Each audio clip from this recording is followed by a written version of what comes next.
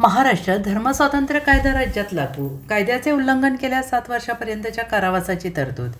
राष्ट्रपती द्रौपदी मुर्मू यांची मंजुरी मिळाल्यानंतर आणि अधिकृत राजपत्रात गॅझेट प्रकाशित झाल्यानंतर राज्यात धर्मांतर विरोधी कायदा महाराष्ट्र धर्मस्वातंत्र्य कायदा 2026 आता राज्यात कायदा लागू झालेला आहे.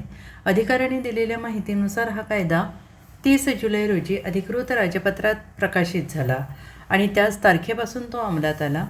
एका वरिष्ठ अधिकाऱ्याने दिलेल्या माहितीनुसार आता राज्यात बेकायदेशीर धर्मांतराच्या प्रकरणामध्ये नवीन कायद्यातील तरतुदीनुसार कठोर कायदेशीर कारवाई केली जाऊ शकते. हा कायदा विधिमंडळाने मार्चमधील अर्थसंकल्पीय अधिवेशनात मंजूर केला आणि त्यानंतर तो मंजुरीसाठी राज्यपाल नंतर राष्ट्रपतींकडे पाठवण्यात आला.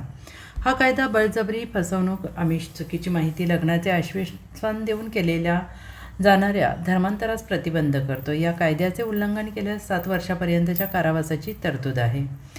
पुन्हा गुन्हा करणाऱ्यांसाठी ही शिक्षा 10 वर्षापर्यंत वाढू शकते. धर्मांतरापूर्वी जिल्हा दंडाधिकाऱ्यांना 60 दिवस आधी सूचना देणे यात अनिवार्य करण्यात आले. तसेच धर्मांतरित व्यक्तीचे पालक, भावंडे, इतर नातेवाईक यांना तक्रार करण्याचा अधिकार यात देण्यात आलेला आहे. विधानसभेत काँग्रेस, राष्ट्रवादी काँग्रेस, SP, समाजवादी पक्ष आणि CPI यांनी या विधेयकाला विरोध केला. मात्र शिवसेना, UBTने त्याला पाठिंबा दिला होता. Bureau report, SPN Marathi, Mumbai.